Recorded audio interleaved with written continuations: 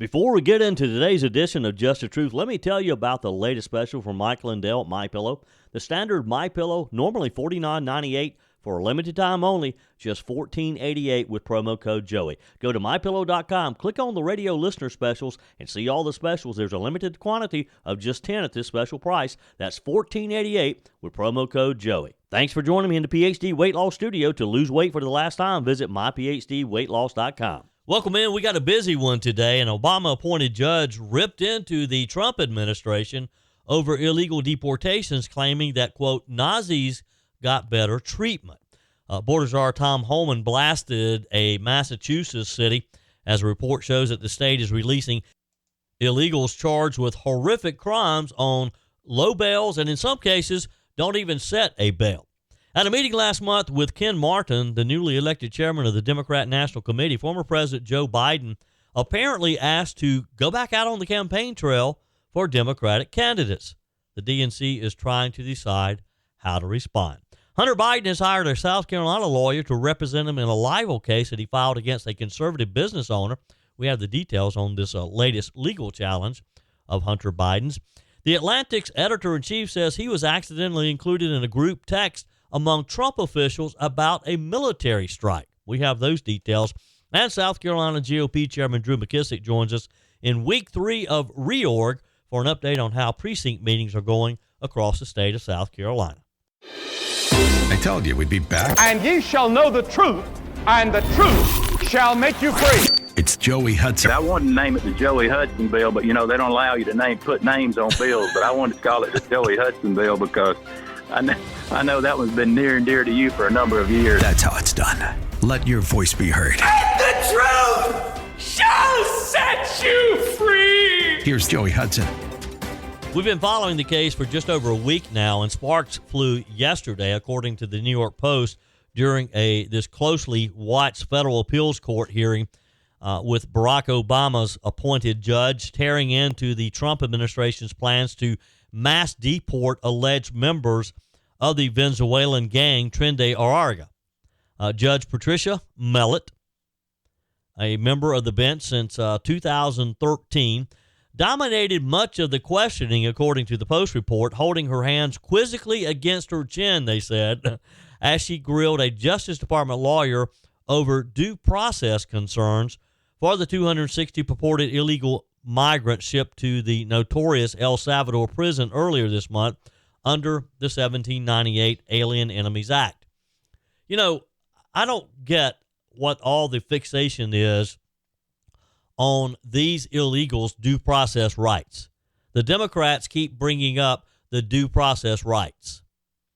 And as Tom Homan said over the weekend, what about the due process of Laken Riley? What about the due process of so many of the other victims of these violent domestic terrorists? I mean, the Trump administration has labeled them as terrorists. Judge Millett exclaimed at one point, there were plane loads of people. There were no procedures in place to notify people. Nazis got better treatment under the Alien Enemies Act during World War II than has happened here. She went on to say there's no regulations and nothing was adopted by the agency officials that were administering this. The people weren't given notice. They weren't told where they were going. They were given to those people on those planes on that Saturday and had no opportunity to file for habeas corpus. Look, they're the ones who took the risk of coming to a country illegally. They're the ones who have been breaking our law. They're the ones who have literally been terrorizing communities that they live in. And this judge is worried about their due process rights. Again, ask the victims' families about what due process rights their family member had. The Trump administration had asked the appeals court to intervene and to stay the D.C. U.S. District Judge James Boberg's ruling that imposed a 14-day restraining order against the president's use of this 18th century law. The Assistant Attorney General, Drew Ensign, shot back saying, we certainly dispute the Nazi analogy. But more importantly, the fact is that individual plaintiffs were able to file habeas in time to, in order to secure relief to 5 individual plaintiffs. Judge Millett responded that the habeas corpus cases used to challenge wrongful detentions were only able to be filed because the district court, Boasberg in this case, had frozen things. So this is how it kind of went back and forth. You know, obviously, this judge hearing, or one of the 3-judge panel, there was a 3-judge panel, and this particular judge obviously doesn't think that these illegals were treated fairly. The five migrants flown to El Salvador have sued the Trump administration over deportation efforts and are being repped by the American Civil Liberties Union, which defended Boasberg's temporary restraining order during yesterday's appeal hearing. Ensign, in his opening argument, issued a broadside against Boasberg's second-guessing of the president's proclamation. And this is what this is all about. This is about a rogue federal judge challenging a president's authority. The hearing lasted about 2 hours. It went into the history of government's use of the Alien Enemies Act, including its exercise by former President Harry Truman even after the end of World War II. The Alien Enemies Act, which has only been used 3 times, we've kind of talked about this, in U.S. history, including the detention of Japanese Americans during World War II. It gives a president broad powers over non-citizens in times of war. Now, you know, the Democrats and the left are arguing, well, we're not in a war. We're not being invaded. Well, of course we are. We're being invaded by these illegals coming into our country across the southern border. Trump has designated Tren de Arga as a terrorist organization to justify his use of authority to bypass the usual channels for the deportation efforts.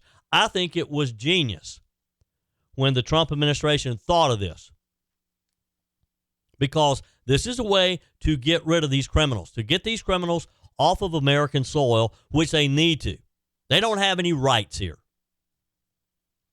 Much of the facts of this case is being held secret because of national security reasons. The ensign kind of complained during the hearing, saying, I think the intrusion upon the war powers and foreign policy powers of the president is utterly unprecedented.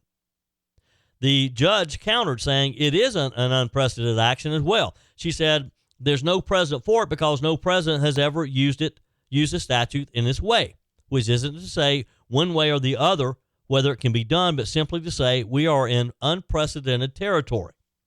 She went on to say that the problem is not with the president's proclamation, it's with the implementation by lower-level executive officials. So she would lead you to think that she doesn't necessarily disagree with the use of the law. She's just disagreeing with how it was implemented. At one point, Ensign compared Boasberg's order to a judge hypothetically directing a carrier group to move from South China Sea to the Persian Gulf. Hang on, Judge Millett interjected. Asserting a power to do that is not ordering ships to relocate in foreign waters, right? That is a straight-up judicial process that's allowed by the Supreme Court and circuit precedent. You know, they got into the weeds of all this stuff rather than just talking about the basics of these people were here illegally, and even though that was one law that was broken, they continued to break the law by murdering, raping, assaulting, robbing, and a whole list of other criminal offenses while they're here, which should in itself lead them to immediate deportation. And that's where we have to get. We need to get to the point that anytime someone in this country illegally commits another crime while here, they should be immediately deported. No questions asked. No second chances. You come here illegal to begin with, and then you break our laws, you should be returned right then. But you got these groups like the ACLU and these woke organizations who are challenging these courts. The Trump-appointed judge that I mentioned earlier, at times was seen leaning in, whispering to the third judge, which is Karen Henderson, and she was appointed to the D.C. Circuit by former President George H.W. Bush. Particularly Judge Justin Walker, who asked why neither the government nor the ACLU could state definitively whether all the migrants flown to El Salvador had only been subject to deportation claims under the Alien Enemies Act or whether they were subject to removal for other reasons, like, again, being here illegally to begin with and then breaking our laws. The ACLU attorney replied saying, I don't know the answer to that. I suspect that most people, maybe all of them, are being detained on the immigration laws because they were in deportation proceedings and the government is using the Alien Enemies Act to try and short-circuit the system. The Trump-appointed judge had a number of questions that would lead you to think that, of course, he's going to support the Trump administration and allow this process to continue. We'll see. Again, it's just sad that we have federal judges who take it upon themselves to try to undermine everything that President Trump is doing, especially when it involves making our country safe. There's no place for this. There's no place for people coming here illegally and then breaking our laws on additional laws on top of that. Hi, Joey Hudson here. You know, this spring there's a renewed energy and focus on efficiencies, and shaking up unhealthy habits don't serve us well. There's so much chatter about making America great again, but it starts in your home with you being the best, healthiest version of yourself. And PhD Weight Loss is doing their part because for the first time ever, the first 11 callers get 2 free weeks added to your weight loss program. That is huge. PhD's out to prove that you don't need Big Pharma to reach your goals. It just creates dependency, not long-term change. Dr. Ashley Lucas researched weight loss trends for years and discovered a scientifically proven way to retrain your body to burn fat efficiently without hunger, extreme exercise, or dangerous medications. PhD clients watch their belly fat disappear, their energy skyrocket, cholesterol and blood pressure normalize without starving themselves. I lost over 30 pounds and I've never felt better. So call now and mention promo code Joey for my 2 weeks for free with my program. Call 864-644-1900. That's 864-644-1900 or go to myphdweightloss.com. Former President Joe Biden may want to be back in the political arena to try to help the Democrat Party emerge from the wilderness. Now, I guess he's forgotten that he was largely responsible for them going into the wilderness. Now, it doesn't appear that many Democrats are overly receptive to the offer from the 82-year-old former president, who, of course, again, many blame for last November's stinging election loss. When the party lost control of the White House and the Senate fell short in winning back the House majority from the GOP, it was just a total decimation for the Democrats.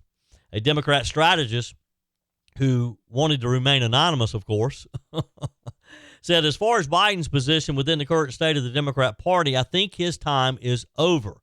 I think his time has passed. The train has sort of moved on. Well, I would think so.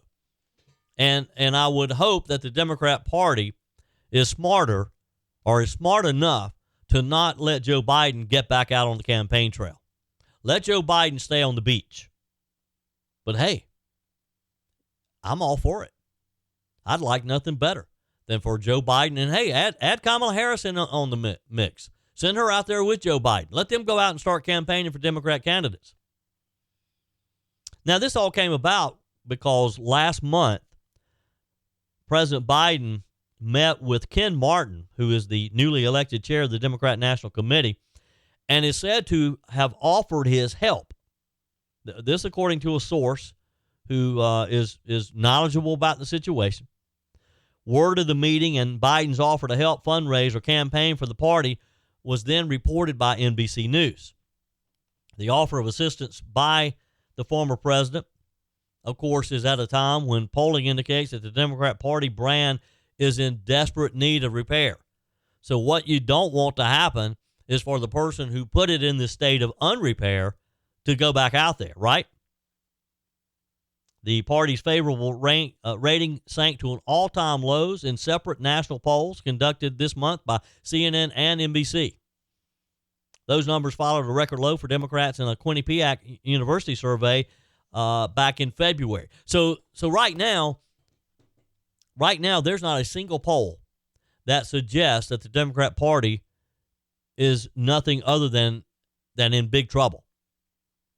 The latest Fox News national poll, which was released last week, indicated that congressional Democrats' approval rating is at 30%. This is almost an all-time low. Some Democrats praise Biden for his past accomplishments, including during his single term in the White House. Many say it's time to move on as the party aims to rebuild. I would think so. A longtime Democrat consultant, John McNeil, told Fox News, President Biden did a lot of remarkable great things for this country. I'm sure there's still some love left for him. Well, nobody said that the Democrat Party didn't have to keep loving him. They can love him from afar.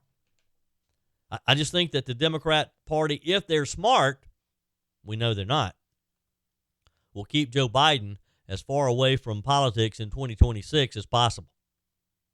Mr. McNeil, who is part of the leadership of Unite the Country, a pro-Biden super PAC that helped boost the former president or then former vice president to victory in the 2020 Democrat national presidential primary, pointed to the 2024 election and noted that Biden is unfortunately and unfairly the guy who's going to get pegged for the losses. You think? You think Joe Biden's getting blamed? I would hope so, because he deserves the blame. And then they weren't smart enough to go to someone other than his vice president, knowing that Kamala Harris had not done anything either, knowing that Kamala Harris was perceived as being half of the equation of why the Democrats were in such bad shape last year. Joe Casaro, a veteran Democrat strategist who served on the 2016 and 2020 presidential campaigns of Senator Bernie Sanders, said there's an appetite for a message anchored in economic populism wrapped in a desire for broad system change. Following November's results, it's more than fair to say that folks are looking towards the future, which means Joe Biden stay home, stay out of this. Others, who again asked to remain anonymous according to Fox News, were a little more blunt. A longtime Democrat Party bundler and fundraiser argued that Biden was never a very good fundraiser. Never. He always had difficulty raising money and really didn't like doing it. There's still plenty of anger directed at Biden, who, of course, dropped out last year in midsummer after a dismal showing in a debate with President Trump. Biden was succeeded, of course, by Vice President Kamala Harris, who failed miserably. A national Democrat strategist who also close to the 2024 Biden campaign says it defies belief that the man who cost the Democrat Party the White House, the Senate, and the House believes that he's going to be the Democrat Party's savior. But this is also the same person who tried to convince America that he wasn't too old to continue as president of the United States. And I think this strategist gets it. I think this strategist nailed it. And again, I hope they put Biden out there front and center. But if the Democrat Party has any sense whatsoever left, again, they'll keep Joe Biden out of this. One person who appears very enthusiastic about the potential of Biden re-entering the political arena, of course, is President Trump, who has repeatedly blasted the former president in speeches, interviews, and on social media. Trump told reporters on Friday, when asked about the possibility of a more visible political role for his predecessor, he simply said, I hope so. And that I'm sure he does. Interesting story out of Europe. This was reported yesterday by the New York Post, that a number of European countries are updating their travel advisories for transgender travelers seeking to enter the U.S. after President Trump's executive orders declaring that there are two sexes, that there's male and there's female. Finland, Denmark, the UK, and Germany are all urging cautionary planning for transgender people when traveling to the U.S. The Danish Travel Advisory said on its website, when applying for an ESTA or visa to the United States, there are two gender designations to choose from, male or female. Now, the ESTA is the Electronic System for Travel Authorization. It's a system that screens passengers before they're able to travel to the U.S. under the visa waiver program. The website reads, if you have the gender designation X in your passport, or you have changed your gender, it is recommended that you contact the U.S. Embassy prior to travel for guidance on how to proceed. Finland also updated its website. The Finland Ministry of Foreign Affairs said on its website, if the gender listed on the applicant's passport does not match the gender assigned at birth, the U.S. authorities may deny the application for a travel permit or visa. This new advisory does not explicitly mention Donald Trump, but it comes as of course, U.S. State Department is aligning its policies with President Trump's goals of only having a male or female on American passports. And according to an advisory on its website in Germany, Germany's issued a warning for transgender travelers to exercise caution when traveling to some countries. It did not name the U.S. or mention President Trump, but it did give this as an example. Transgender travelers may encounter difficulties entering certain countries if they present a passport with a name and photo that no longer corresponds to their gender identity. Meaning, hey, if you were born a little boy, you better be a little boy on that passport, or you're not going to get in. So far, 7 transgender Americans have sued the Trump administration. This is just another lawsuit. I mean, there's so many lawsuits. We are wasting so much money on this type of litigation that it's not even funny. The American Civil Liberties Union, again, filed on behalf of these 7 transgender Americans. And this right after Trump had signed the executive order, which is titled Defending Women from Gender Ideology and Extremism and Restoring Biological Truth to the Federal Government. It's one of his first actions in January. It reiterates that the administration recognizes that there are only 2 sexes, a male and a female, defined strictly by the biological characteristics determined at conception. It also mandates that federal agencies enforce this binary understanding of sex across the federal government, including in its health care, in its education, and military service. Trump has also faced judicial pushback, of course, for his nationwide crackdown on the illegal immigration that we were talking about earlier, as he's trying to increase the mass deportation of these illegals, the worst of the worst. And again, it's just costing all of us money because you have all of these legal challenges for all of these different actions by the Trump administration.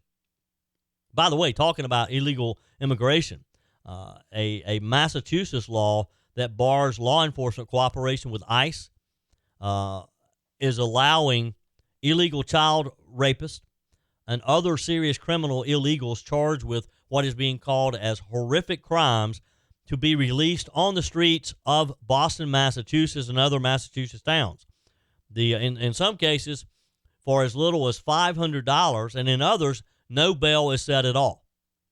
Now, Tom Homan, President Trump's border czar, said that Massachusetts Governor Maura Healey and Boston Mayor Michelle Wu, both Democrats, should be ashamed, and that despite their actions, deporting criminal illegals will be accomplished. He's not going to be deterred. Healey has previously said that Massachusetts is not a sanctuary state, although they have consistently said that they will not cooperate with ICE. Well, if you're not going to cooperate with ICE, then that kind of makes you a sanctuary state, doesn't it? Wow. The lunacy of what we're having to deal with right now is just unbelievable.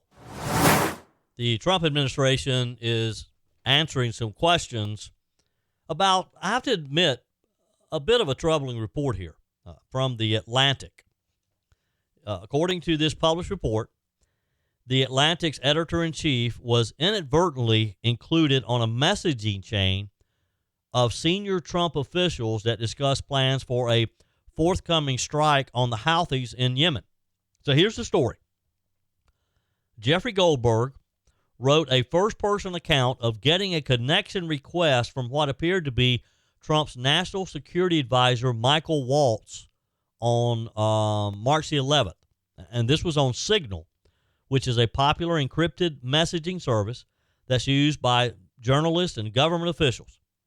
Mr. Goldberg said that he accepted the invitation and was then added to a chat group called Houthi PC Small Group, where he proceeded to see a series of top Trump officials discuss what turned out to be an upcoming attack on the Houthis in what critics are calling a massive breach of national security. Goldberg laid out how 18 members were added to the list in this group. It included Mr. Walz. It included Vice President J.D. Vance, Secretary of State Marco Rubio, Secretary of Defense Pete Hegseth, CIA Director John Ratcliffe, and White House Chief of Staff Susie Wiles. Now, what followed in the days to come, he said, was a discussion about attacking the Houthis, an Iran-backed terrorist group that has literally wreaked havoc on ships in the Red Sea and has disrupted traffic through the critical Suez Canal. The primary people in the chat raised various concerns about the timing of the strikes. Again, this is according to the Atlantic editor-in-chief's version of how this went about. And he wrote a column about this, and this is why it's getting attention. He said the discussion was about whether it was prudent to wait and the security of the operation. According to him, Vice President Vance's account expressed skepticism about the attack, saying that at one point he thought it was a mistake, and at another saying, I just hate bailing Europe out again. I get that. I understand that. Hegseth's account said that he supported raising Vance's concerns with President Donald Trump, but in the end supported the strike, writing, waiting a few weeks or a month does not fundamentally change the calculus. Number two, immediate risk on waiting. Number one, this leaks and we look indecisive. Number two, Israel takes an action first or Gaza ceasefire falls apart and we don't get to start this on our own terms, he said. We can manage both. We're prepared to execute, and if I had a final go or no-go vote, I believe we should. So it appears that they all agreed that the attack should take place. The following day, according to Goldberg, Hegseth posted highly sensitive information in the chat with its operational details of future strikes. Goldberg said that he would not print them, but he claimed an adversary with access to what was written could have harmed U.S. military or intelligence officials abroad. Goldberg said he learned the timing of the Yemen strikes on March 15th from the Signal Post. According to the lengthy Hegseth text, the first detonations in Yemen would be felt 2 hours hence at 1:45 p.m. Eastern Time, he wrote. So I waited in my car in a supermarket parking lot. If this Signal chat was real, I reasoned, Houthi targets would soon be bombed. At about 1:55, I checked X and searched Yemen. Explosions were then being heard across the capital city. So this was real. This was legitimate. The U.S. airstrikes took out the Houthi drones. Took out missile and air defense systems. And Waltz promoted them as an overwhelming response during an interview on ABC that day. Now, Goldberg said he was stunned with this open discussion on a non-secure channel. He said at first he doubted that the group was legitimate, and given the high-profile names and the significance of the discussion, he just said he thought to himself, no way this can be real. He said, I had very strong doubts that this text group was real because I could not believe that the national security leadership of the United States would communicate on Signal about imminent war plans. He said, I've never seen a breach quite like this. It's not uncommon for national security officials to communicate on Signal, but the app is used primarily for meeting, planning, and other logistical matters, not for detailed and highly confidential discussions of a pending military action. Now, President Trump was asked about the story at the White House yesterday, where he took a shot at the Atlantic first off, but then said that he was not aware of the story, that he had not heard about this. Here's the president. Mr. President, your reaction to the story in the Atlantic that said that some of your top cabinet officials and aides had been discussing very sensitive material through Signal and included an Atlantic reporter for that. What is your response to that? I don't know anything about it. I'm not a big fan of the Atlantic. To me, it's a magazine that's going out of business. I think it's not much of a magazine, but I know nothing about it. You're saying that they had what? They were using Signal to coordinate on sensitive materials and having to do with what? Having to do with what? What were they talking about? With the Houthis. The Houthis? You mean the attack on the Houthis? Right. Well, it couldn't have been very effective because the attack was very effective. I can tell you that. I don't know anything about it. You're telling me about it for the first time. And the president moved on to other topics. I'd love to get your feedback on this. This is a bit concerning. Now, everybody makes mistakes, but I'd love to hear from my military folks out there, anybody for that matter, but especially my military folks. Was this as bad as this writer is leading us to believe? It sounds like it is to me. I can't imagine discussing potential operations of a strike in a forum that could become public. Now, again, this writer fortunately kept it to himself, but still, it just doesn't look too good, does it? Love to get your feedback. Email me, joe@joeyhudson.com. You can text me as well. A South Carolina attorney, Dick Harpootlian, you may remember him as the person who represented convicted killer Alex Murdaugh in his 6-week 2023 murder trial. He has a new high-profile client. This time, Hunter Biden, the son, of course, of former President Joe Biden. Harpootlian will be representing little Hunter in a federal libel lawsuit that Biden brought against Patrick Byrne, who is an outspoken conservative who founded the online retailer Overstock.com. Byrne has been written about for years in national publications. He's been a target of the left. He's been described as a survivalist, as an entrepreneur, as a cryptocurrency advocate, as a promoter of the 2020 stolen election claims, as a libertarian, and a Trump supporter, in addition to all those. Harpootlian confirmed his representation in an interview yesterday with the state newspaper and said that the trial is scheduled to start in late July in Los Angeles. Now, here's what it's all about. In a lawsuit filed in 2023 in the Central District of California, Hunter Biden accuses Mr. Byrne of being a serial liar. So a serial liar calls someone else a serial liar. He says that he's falsely talked about in 2021 that Biden was reaching out to the Iranian government in the fall of 2021, offering to have President Biden unfreeze $8 billion in Iranian funds in return for $800 million being funneled into a numbered account for us, according to a complaint of the case that was filed in the Federal District of California. These statements are completely false, and Byrne knew them to be false at the time he made them, the lawsuit claims. The statements at issue were allegedly made by Byrne in July of 2023 in an article of an online publication called Capital Times. Now, Byrne's defense is built primarily around the fact that Hunter Biden, he believes, is a public figure who knew that he would subject himself to scrutiny and criticism in the public forum. But, you know, what we all know is that Hunter doesn't believe that rules apply to him. Your comments are welcome on the Furman Ford text line, 864-477-JOEY. That's 864-477-5639. Emails always welcome, joey@joeyhudson.com. Speaking of the Furman Ford text line, you know, it's never been more important to support locally run businesses owned by people who actually live here in the upstate. Let me take a minute to talk with you about our friends at Furman Ford. If you're looking for a new vehicle, maybe a great pre-owned vehicle, one you can trust, or maybe you're looking to order that special vehicle. Either way, if you want a new one, a brand new one, or a pre-owned that you can trust, the folks at Furman Ford, they're there to help you. Their name is on the sign because their name is on the line, because every single transaction is important to them. Jim Furman, Matthew Furman. They do business the right way. When you stop by, when you give them a call, or maybe when you just send them a quick email, you're always going to have access to a member of the Furman Ford family. And by the way, they also offer great service, and you're not going to have to wait weeks and weeks to get it done. And you do not have had to purchase your vehicle at Furman Ford. Doesn't even have to be a Ford. They service all makes and models.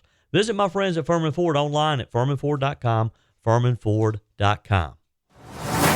On our guest line to start the week off, Drew McKissick, chairman of the South Carolina Republican Party. Okay, so where would you like to start today? Let's see. We have Governor Tim Walz hoping that Tesla, an American car manufacturer, will fail. Or maybe we go with Bernie Sanders, who walked out on ABC News yesterday because they asked him if AOC should run against Chucky Schumer. Where would you like to start, Mr. Chairman?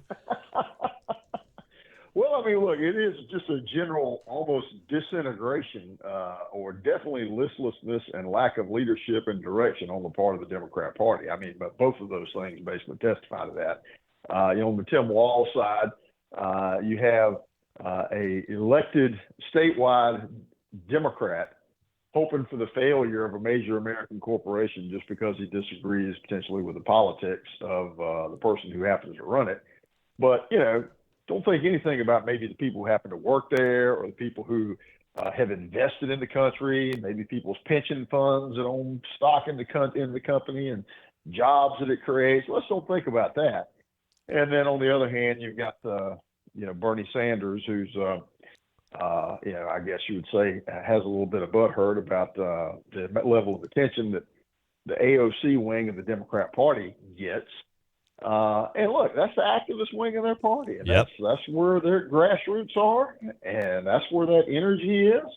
And they have been pulling that party further and faster to the left for years now. And it's a big part of the reason why they're in the state they're in. Yep. This talk about replacing Chuck Schumer seems to be very serious. You think there's a chance that they might do that? Well, there's an old saying in politics: you can't beat somebody with nobody. The first thing you have to have is a candidate, and somebody who's willing to do that. You have, what is it now, 47 Democrats in the Senate? Is that right? Yep. I forget off the top of my head. Mm-hmm. All right. Well, then you have to have a majority of that who are willing to, support somebody else, and you have to have a candidate step forward. I doubt that very seriously, but you're going to see a lot of, that sort of pushback from the grassroots base of their party and from the House side, because the House side is much more militant than the Senate side is. There's no doubt about that, because, they're elected in small districts. They don't have to run statewide. Yep. And they don't have to look at, a third of their class in some vulnerable states that Donald Trump happened to carry last year up for re-election. That's a very real danger for them. And Sanders knows that. He's no fool. He's very mistaken about a lot of things in life. There's no doubt about that. But I don't think he's a political fool. Yeah. Yeah. Well, and, I would love to see that race shape up, because I'd like the idea of potentially losing AOC, sending her back behind the bar, mixing drinks. But it scares me that she might potentially win. So, I think I'd rather have her in the House than the U.S. Senate. Well, again, she's been doing a good job with some of the other squad and the former squad members, as they self-styled themselves, again, pulling that caucus further and faster to the left. And that has, in my view, made them easier to beat, at least nationally, because they have made themselves more alien to a great many Americans around the country and things that normal Americans believe. And their priorities are all out of whack, and it cost them at the ballot box this year. Yep. South Carolina GOP Chairman Drew McKissick with me today. So today the Court of Appeals for the D.C. Circuit will hear oral arguments on whether a lower court can address the Trump administration's efforts to deport illegals via the 1798 wartime law. Your predictions on that? That's a good one. I would think that common sense will prevail, because, again, what you're talking about is a lower court intruding on a president's direct constitutional powers. It's not like a district court judge can jump in and make a ruling about whether or not a president should be able to, shoot off a cruise missile at a terrorist camp somewhere on the other side of the world. They can't intervene in that. That is part of his powers as commander-in-chief. And that's what this gets to. I would like to think that they would sustain that. The bigger question, in my mind, is just reining in district courts in general around the country. When you have someone who's just a district court judge in some circuit out in California trying to put forward a nationwide injunction against the president, whoever the president may be, because they don't like some policy that he's about to carry forward, some regulation he's going to put in place or take away. They are district court judges. They're not national judges. Yeah.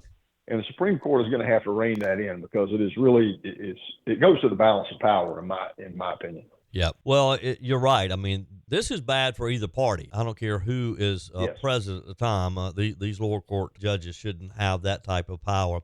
All right. Of course, we're still in the middle of reorg, about to wrap things up. I went to my precinct meeting last Monday, and it was standing room only. Good deal. Good. Well, look, this is where we rebuild our political operation now for the elections next year. So we start putting together the grassroots organization 18 months in advance, essentially. And so we can be ready once primaries are over next year, and we've got a Republican team that we have to elect, and that means we need the grassroots manpower on the ground to be able to identify and turn out Republican votes to help all Republicans up and down the ticket. And we can't do that without good organization. So we redo this every 2 years. We've had a good turnout in a good number of places around the state, about average in some others. And that's part of the problem we run into is, essentially we do this several months after an election. Yeah. And especially when it's after an election that we won, people sometimes can think, well, okay, we won. I can go home and I can relax now. And sometimes it's difficult to get them to come to these meetings. And that's the thing. We have to be thinking ahead because, again, there's no permanent red states, no permanent blue states. All there is the next election. You either do it right or you do it wrong. You're heading in the right direction or the wrong direction. So we've got to be ready. Yep. And these next elections are as important as last year because we need to build on our majority. At all levels of government, but especially we need to maintain the majority in the U.S. House of Representatives, build on the majority in the Senate, and so these things are important. So, but I was very encouraged. Again, I went to Spartanburg County, had 3 different nights, and my precinct met on Monday.